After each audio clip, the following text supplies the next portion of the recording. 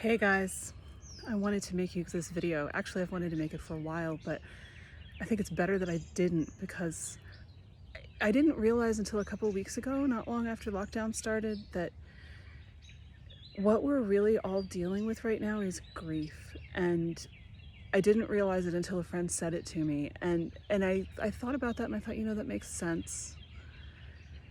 And yet it's a weird kind of grief because for a lot of us, we don't really know what we've lost. Obviously, if you have been personally affected by this disease, then you do know what you've lost, at least to a certain extent. But we don't know what's coming on the other side of this thing. We don't know what the world's going to be like. I think a lot of things are going to change. I think a lot of us aren't going to want to go back to work in an office, for instance, because now we kind of like this working from home thing. And other things will change too. Things will change that we can't even predict right now. So it's hard to grieve when you don't know exactly what you're grieving over. And, I want to be super clear here. I'm a coach, not a therapist. So take these observations for what they are, which is not therapy. But I can tell you, if you're in this space, you're not alone. I've been in it this past week myself. It really, really hit me. And what got to me was just the sense of lost time and wasted time, and how much I haven't used as well as I could have, and wish that I had, and wish that I could get it back and do it again. And I think the reason that came up for me is just because I feel like I'm watching time slip away from me right now, and there's nothing I can do about it at all because I can't get out and do the things that I would need to do to get back on stage, or meet new people, or make changes. And some things you can do when you're at home. We've all discovered we can do more than we think we can from home, but not everything. And we don't know what's going to be on the other side, and that's scary.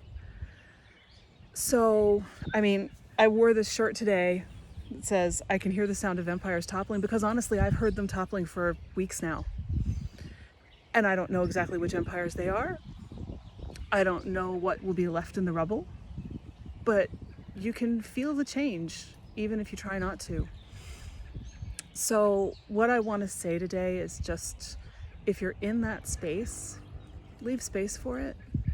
Don't fall into this, I have to write the great American novel during quarantine thing that people keep going on about, because you don't.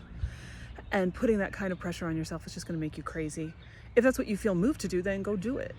But if you don't, it's okay. It's all right to be gentle with yourself. It's all right to be kind with yourself. It's all right to say, this is hard. And we don't really know what we're doing. We're in uncharted territory. And that's all right.